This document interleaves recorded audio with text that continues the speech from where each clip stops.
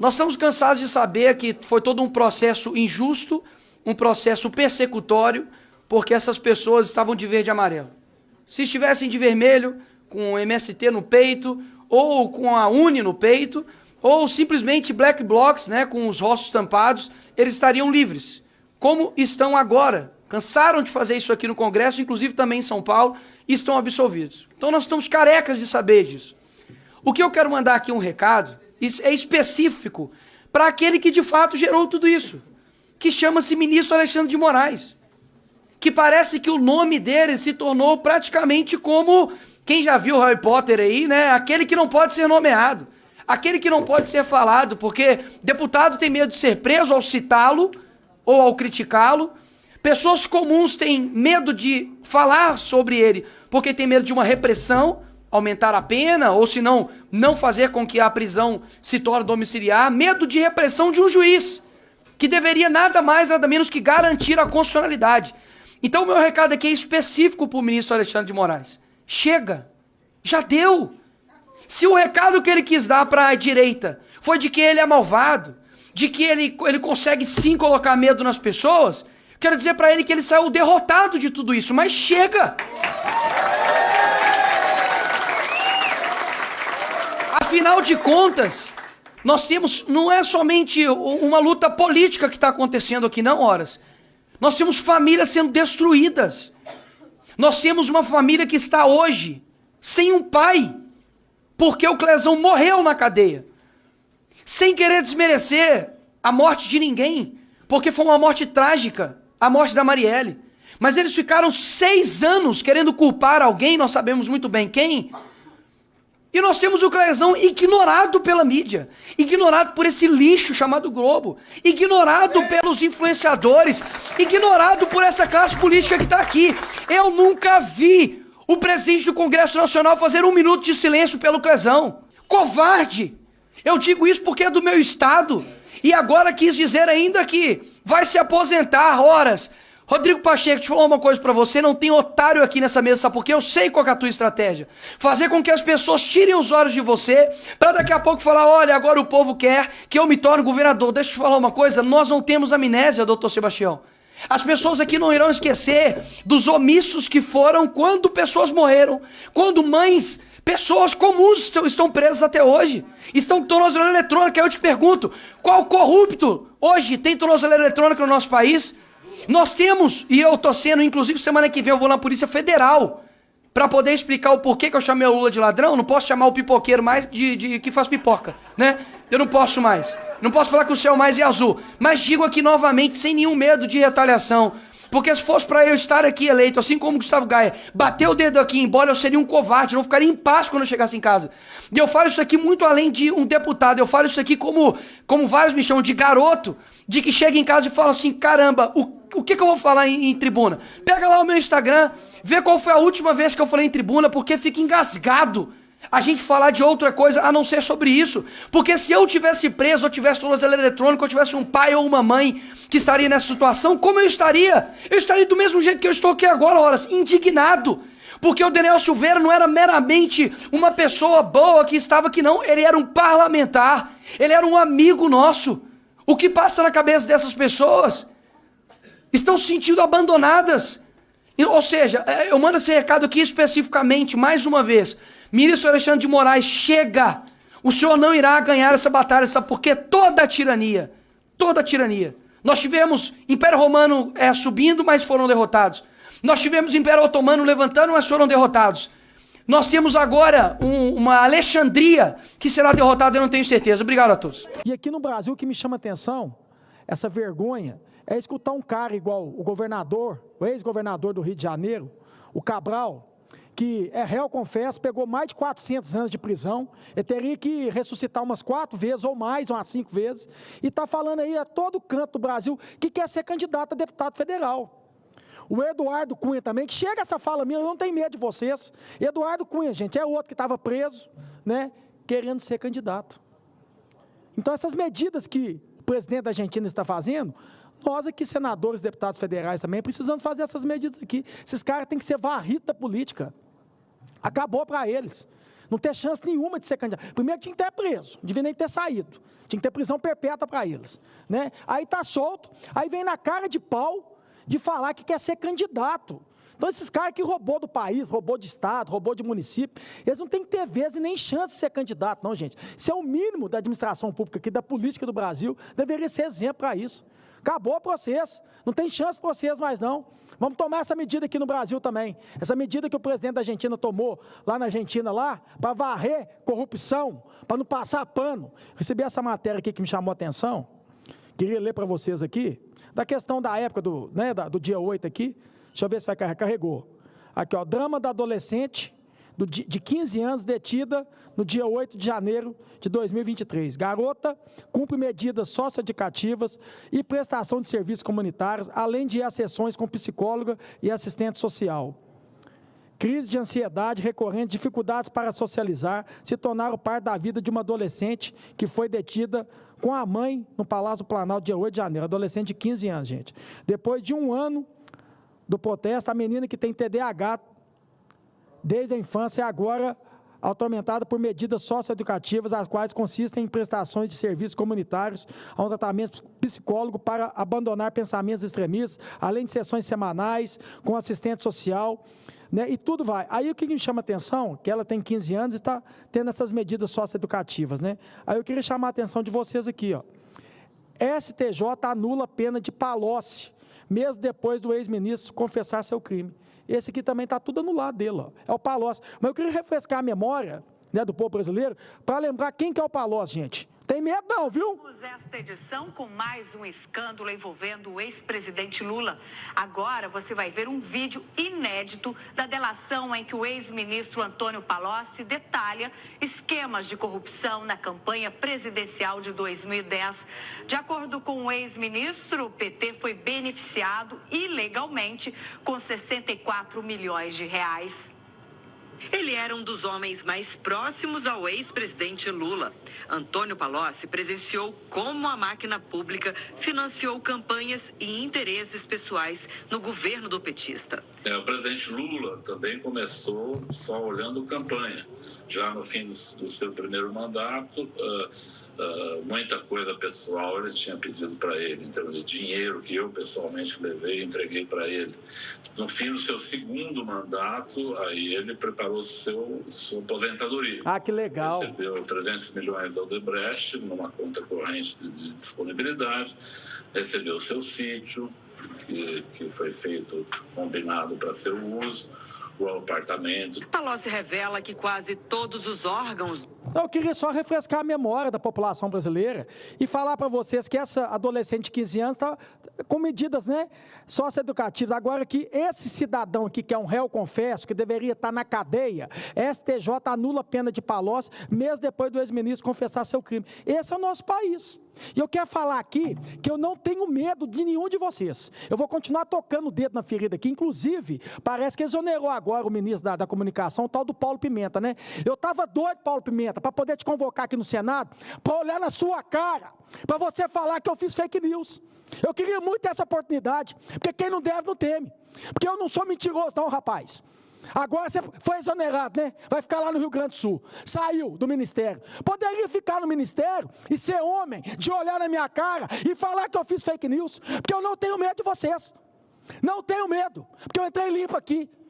Eu entrei limpo, não devo nada, a não ser para Deus e para minha consciência. A mão que eu tenho medo é a mão de Deus, que pesa. Agora de vocês eu não tenho. Para você vir com essa asneira. Sabe o que aconteceu? Você mandar a Polícia Federal, e pode investigar, porque quem não deve não teme, e meu respeito à Polícia Federal, não tem problema nenhum, mas eu não fiz fake news, e eu queria ter a oportunidade de convocar aqui, e ficar de frente a frente para você falar, ser homem de falar que eu fiz fake news, porque eu não fiz fake news, e jamais vou fazer isso. A própria Confas, o órgão de Secretaria de Fazenda do Rio Grande do Sul, um dia depois que eu mostrei o vídeo, questionando, que eu não afirmei nada, só questionei, eu perguntei, vocês vão ficar pedindo nota fiscal? Foi uma pergunta que eu fiz. Chega no outro dia, a Confas solta uma nota dizendo que não ia pedir mais nota fiscal. Então não tem para que mentir, eu nunca vou fazer isso. Quem costuma fazer isso são vocês, eu não faço isso não.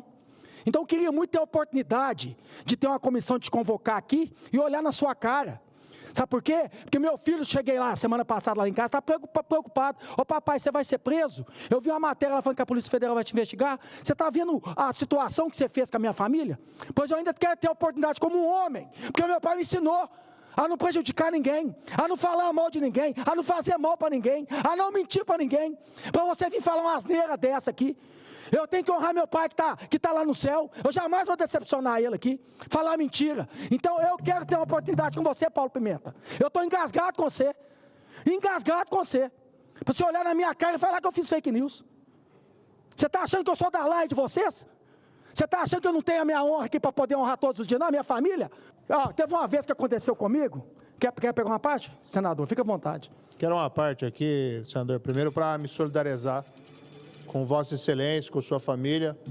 A gente assistiu esse episódio, um episódio absurdo, no qual críticas e questionamentos normais dirigidos ao governo, seja esse governo Lula, que merece muito questionamentos e críticas, mas seja qualquer governo, são caracterizados como desinformação, fake news. Claro que desinformações, fake news são um problema, e muitas vezes utilizados para manipular as pessoas, isso tem que ser combatido, mas quando o governo começa a transformar qualquer crítica, qualquer questionamento em fake news, nós temos um problema. E mais ainda quando vem uma ameaça a um parlamentar, que, salvo engano, senador Esperidião, tem imunidade material, por palavras, votos, e se nem o parlamentar está seguro, como é que fica a população? E o outro assunto é que eu ouvi a gravação, recordei da voz. E concordo com Vossa Excelência, nós temos que retomar o trabalho contra a corrupção, nós temos que voltar a discutir políticas públicas contra a corrupção, seja para prevenir ou seja para combater. Eu sei que é muito difícil fazer isso durante o governo Lula, por razões óbvias, e a gente tem visto uma deterioração da governança, que é muito claro, em todos os níveis, mas é algo que nós vamos ter que voltar a fazer. Mas, acima de tudo, pediu a parte aqui para registrar o meu apreço a Vossa Excelência e, especialmente, a minha solidariedade por esse injusto ataque. E pode ter certeza, sua família pode ficar bastante segura, que não é só o senhor que não tem medo, nós também não temos medo e não sabemos que nada vai acontecer com Vossa Excelência, né? Porque, primeiro, não tem nada de ilícito, nada de irregular, e dois, o Senado é uma instituição que garante aí a proteção dos seus pares contra esse tipo de acusação falsa e contra essas maldades. Obrigado, senador. Eu tenho certeza que o presidente Pacheco aqui vai combater essa injustiça desse ministro. Vai combater essa injustiça aqui. Querer colocar o Senado aqui, desmoralizar o Senado, desmoralizar o senador aqui. Inclusive, a verdade prevalece. Saiu do ministério. Foi fazer gabinete de crise lá no Rio Grande do Sul, né? Então, eu queria que fosse homem, se eu puder estar convocado, eu olhar na cara dele, olhar no olho dele, falar onde que eu fiz fake news, fica à vontade. Se a gente percebe que o Brasil vive hoje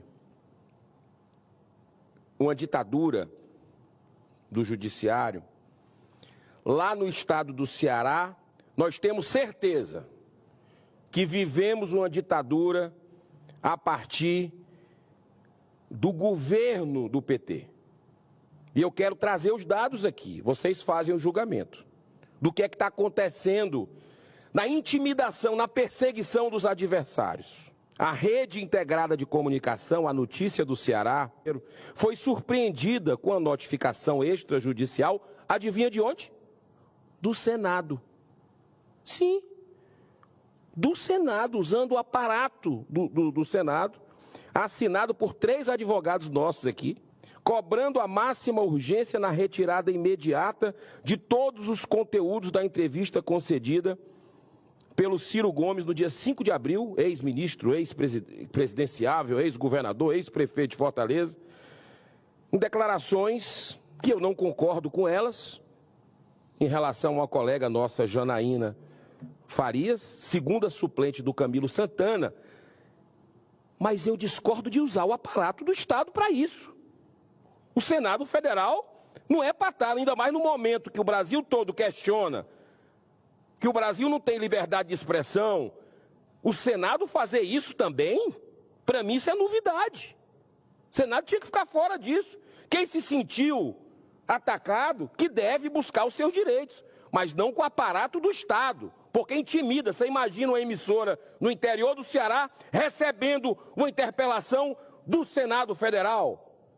O que é que passa pela cabeça num país que hoje tem uma inversão de valores, que o exemplo não vem de cima e que ministros do Supremo dizem que existe crime de opinião?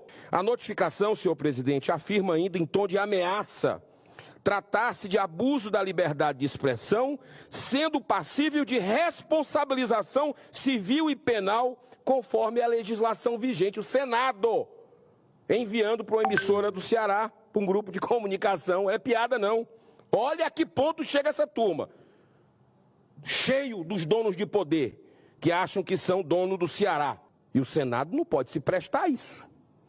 A ANC respondeu prontamente, através de uma contranotificação, informando o devido compromisso com o direito constitucional à liberdade de imprensa e de expressão fundamental ao Estado democrático de direito. Nada é mais cristalino do que a redação dos artigos 5º e 220 da Constituição Federal. No artigo 5º, inciso 9º, é livre a expressão da atividade intelectual, artística, científica e de comunicação, independente da censura ou licença.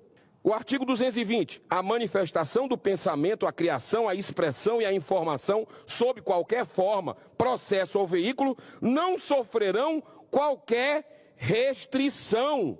São esses artigos que permitem a existência de veículos de comunicação sérios, equilibrados, independentes, éticos, mas que são também livres, como é o caso da ANC. Recentemente, duas lideranças políticas que fazem oposição frontal ao PT, Erasmo Moraes, único vereador de oposição do Crato, foi morto defronte de sua residência por 2 homens encapuzados com muitos tiros de fuzil. Poucos dias antes, Mário alertou na tribuna da Câmara que corria risco de vida por estar mexendo com os interesses de gente grande no município. A outra vítima foi o suplente de deputado e sargento da PM, Geilson Pereira Lima, assassinado dentro de um frigorífico. As imagens correram o estado. No município de Icó, terra de Viana de Carvalho, um grande pacifista. E o que é que fez o governador diante dessa coincidência macabra? Limita-se apenas a se dizer solidário com a dor das famílias. Nos últimos anos, o nosso querido Ceará, conhecido como Terra da Luz, vem se transformando em terra de sombra, das trevas. Mas nós não vamos deixar, não. O povo é libertário. Então fica aqui um importante questionamento, senhor presidente. Já não vou tomar mais nem o tempo que o senhor concedeu, só para dizer que a perseguição é tão grande que até a Anatel do Ceará tem se prestado a esse triste papel de agente de perseguição política. Recentemente fechou a Rádio Líder e fez uma verdadeira devassa na Rádio Poti, ambas de Crateús, e essa é cooperada com a ANC. Olha a coincidência, essa que está sendo interpelada pelo Senado Federal. Coincidentemente, 2 rádios independentes do município. Então fica aqui um importante questionamento, senhor presidente. De tudo isso que eu relatei, dos 47 minutos de entrevista de Ciro Gomes, o único fato que causou indignação foi a citação, no caso da senadora, de 2 minutos. E o resto? Apenas silêncio? Nenhuma contestação? É muito estranho, pois são acusações gravíssimas de alguém que durante muitos anos foi aliado dessa oligarquia PT e PDT que domina e vem destruindo o estado do Ceará.